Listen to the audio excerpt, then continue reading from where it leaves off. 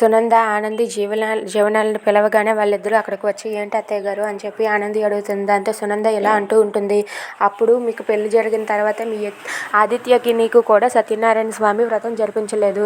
అప్పుడు నాకు గుర్తు ఉంది, కానీ ఆ వీలు కుదరలేదు. ఇప్పుడు జీవన చైతన్యాలతో పాటు నీకు అలాగే ఆదిత్య మీ ఇద్దరికి కూడా సత్యనారాయణ స్వామి వ్రతాన్ని మన ఇంట్లోనే జరిపిద్దాం. మీ ఇద్దరు జంటలకి మన ఇంట్లోనే సత్యనారాయణ స్వామి వ్రతం జరిపిద్దామని చెప్పి సునంద అంటుంది. అది వినగానే ఆనంది అయితే సరే అత్తయ్య గారు అంటుంది.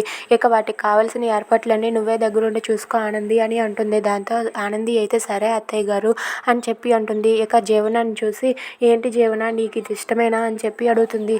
ఏంటి అత్తయ్య గారు అలా అంటారు, మీరు ఏమంటే అదే అత్తయ్య గారు అని చెప్పి అంటుంది. దాంతో సునంద అయితే సరే మీరిద్దరూ కూడా రెడీ అయ్యి రేపు సత్యనారాయణ వ్రతానికి సిద్ధం కండి అని చెప్పి అంటుంది. దాంతో ఆనంది అలాగే జీవన వాళ్ళిద్దరూ కూడా సరే అత్తయ్య గారు అని చెప్పి అంటారు. ఇక సునంద అయితే ఆ రెండు జంటలకి కూడా సత్యనారాయణ స్వామి వ్రతాన్ని జరిపించాలని అనుకుంటుంది. ఇక అక్కడ ఉన్న జీవన అయితే ఏంటో నాతో పాటు దీనికి కూడా ఇలాంటివి జరుగుతున్నాయి అని చెప్పి అనుకుంటుంది.